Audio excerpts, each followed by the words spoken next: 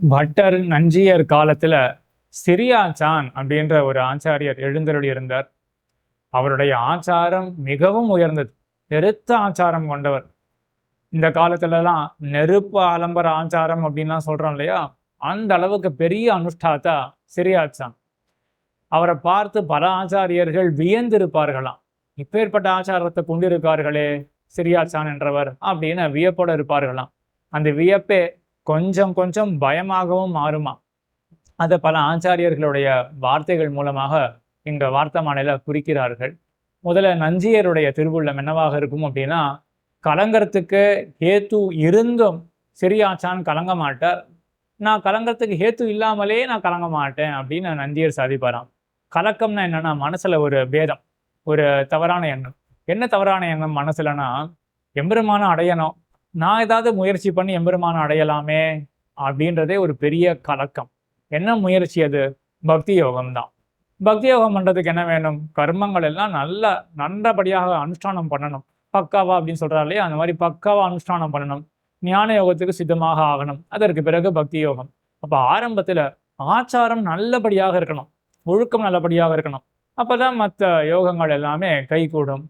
நமக்கு ஆச்சாரமே சரியில்லை அப்படின்னு வச்சுக்கோமே, கர்ம யோகத்துக்கு எங்க போக? நஞ்சியர் சொல்லிப்பாராம். அவர் தனக்காக சொல்லிக்கல, நம்மை குறித்து சொல்றார். நம்போல்வாருக்காக தான் பேசுகிறார். என்ன சொல்லுவார் அப்படின்னா, எனக்கு ஆச்சாரமே கிடையாது, நான் எங்க கர்ம யோகம் பண்ணி ஞான யோகம் பக்தி யோகம்லாம் போறேன். அப்போ எனக்கு இந்த கலக்கமே ஏற்படாது. மறுபடியும் பார்க்கணும், கலக்கம்னா என்னது? எம்பெருமானுடைய திருவடிகளை விட்டுட்டு நானே ஒரு உபாயத்தை அனுஷ்டானம் பண்ணி நானே என் வழியை பார்த்துட்டு எம்பெருமான் திருவடிகளை போய் சேர்ந்துடுறேனே அப்படின்றதே ஒரு பெரிய கலக்கம். எனக்கு கலக்கம் வர்றதுக்கு வாய்ப்பே கிடையாது. ஏன்னா என்னால் அந்த வழியை பின்பற்றவே முடியாது. அடிப்படை ஆச்சாரமே எனக்கு கிடையாது அப்படின்னு நஞ்சியர் சாதிப்பாராம். ஆனா சிரியாச்சான் எப்படிப்பட்டவர்னா, அவர் பெருத்த அனுஷ்டாத்தா, அப்பேற்பட்ட ஆச்சாரசீலர். அவர் கலங்கறதுக்கு வாய்ப்பு உண்டு. என்ன கலங்கி போவதற்கு வாய்ப்பு உண்டு? இப்பேற்பட்ட ஆச்சாரம் எனக்கு இருக்கு. அப்ப இதை கொண்டே அடுத்தது முறையா நான் பக்தி யோகம் வரைக்கும் அனுஷ்டானம் பண்ணேன்னா, நான் இதை கொண்டே மோட்சத்துக்கு போயிடலாமே அப்படின்ற கலக்கம் வரத்துக்கு வாய்ப்பு இருக்கு. ஆனாலும் கலங்க மாட்டார். அப்பேற்பட்ட அனுஷ்டானம் இருந்தாலும் அந்த அனுஷ்டானத்தை கொண்டு நான் மோட்சத்துக்கு போறேன் அப்படின்ற கலக்கம் சிரியாச்சானுக்கு கிடையாது அப்படின்னு நஞ்சியர் அருளி செய்வர். இதே சிரியாச்சானை பத்தி பிள்ளை அமுதனார், அதாவது திருவரங்கத்த முதனார், அவர் சாதிக்கக்கூடிய வார்த்தை என்னன்னா, போய் கேட்பாராம் சிரியாச்சான, தேவர் இப்பேற்பட்ட ஆச்சாரிய சீலராக இருக்கிறது, எங்களுக்கெல்லாம் ஆச்சாரமே போறலையே, அப்போ எங்களுக்கு கதி உண்டா அப்படின்னு கேட்பறான் சிரியாச்சானை பத்தி. இதை பத்தி நன்றாக புரிஞ்சுக்கணும்னா, இந்த காலத்திலேயும் கூட பெருத்த ஆச்சாரவானான புருஷர்கள்லாம் இருக்கார்கள். உதாரணத்துக்கு சிறுபுலியூர் அண்ணன் சுவாமி 90 திருநட்சத்திரத்துக்கு மேல எழுந்தருளி இருக்கார். அந்த சுவாமி நெருப்பலம்பர ஆச்சாரத்தை கொண்டவர். இந்த திருநட்சத்திரத்துல கூட அப்பேற்பட்ட ஒரு ஆச்சாரசீலராக சுவாமி எழுந்தருளி இருப்பார் அப்படின்னு அடியன் கேள்விப்பட்டிருக்கேன். சுவாமி திருமாளிகைக்குள்ளேயே தன்னுடைய ஸ்ரீ பாதுகைகள் கொண்டுதான் நடப்பார்களாம். சுவாமி இதோ ஃபேஷன் மாதிரி இந்த காலத்துலலாம் அகத்துக்குள்ளேயே ஸ்லீப்பர் ஷூஸ்லாம் போட்டுன்னு போறா இல்லையா? சுவாமி என்ன பண்ணுவார் அப்படின்னா, மரத்தால் ஆன ஸ்ரீபாதுகைகளை கொண்டுதான் திருமாளிகையிலேயே சஞ்சாரம் பண்ணுவாராம். என்ன தாத்பரியம் சுவாமிக்கு அப்படின்னா, இந்த திருமாளிகையில கூட நேத்து ஜலம் எங்கேயாவது அங்கங்க சிந்தி இருக்குமா, அது பட்டா சுவாமியுடைய திருமேனியுடைய மடியானது போயிடுமா. ஆகையினால திருமாளிகையில அங்கங்க இடத்துல அங்கங்க சுவாமி எப்படி எழுந்தருள்வார்னா, மர ஸ்ரீபாதுகைகளை கொண்டுதான் எழுந்தருள்வர். இதே சிறுபுலியூர் அண்ணன் சுவாமி, ஸ்ரீரங்கத்துல எழுந்தருளிருக்கிற அண்ணன் சுவாமி, அவருடைய தாயாதிகள் ஒருத்தர், அவர் ஸ்ரீவில்லிபுத்தூர்ல எழுந்தருளி இருந்தார். ஸ்ரீவில்லிபுத்தூர்ல எழுந்தருளி இருக்க சிறுபுலியூர் அண்ணன் சுவாமி, அவருடைய திருக்கரங்களை செய்தோமே என்றால் அப்படியே அந்த புலியால சுத்தி பண்ணி பண்ணி பண்ணி செக்க செவேல்னு இருக்குமா திருக்கரங்கள்லாம்.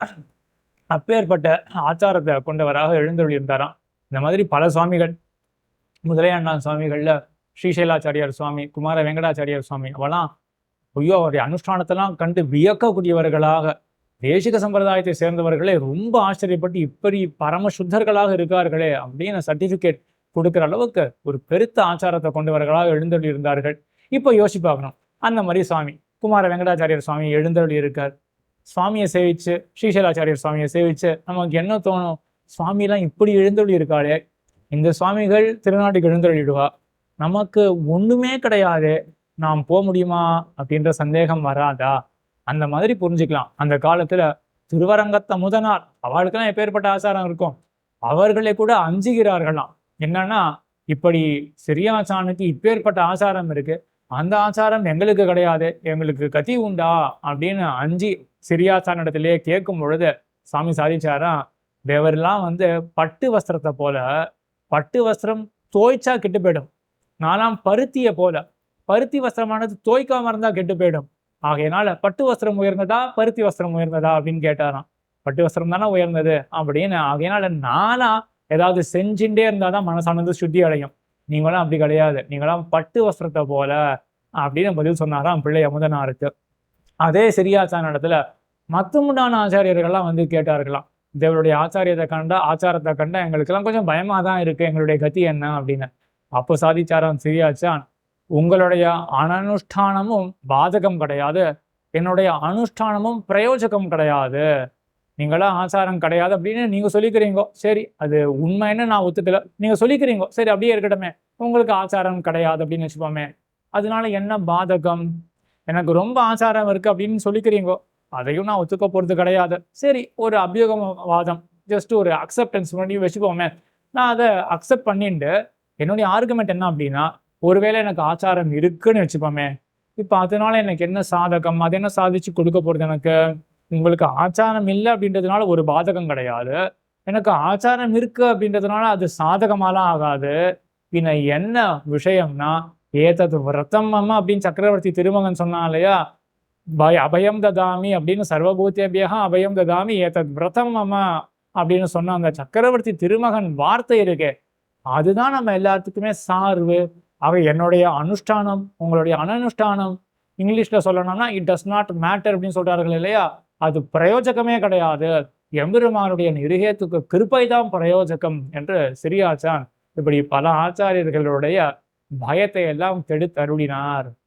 ஆழ்வார் திருவடிகளே சரணம், எம்பெருமானார் திருவடிகளே சரணம், ஜீயர் திருவடிகளே சரணம்.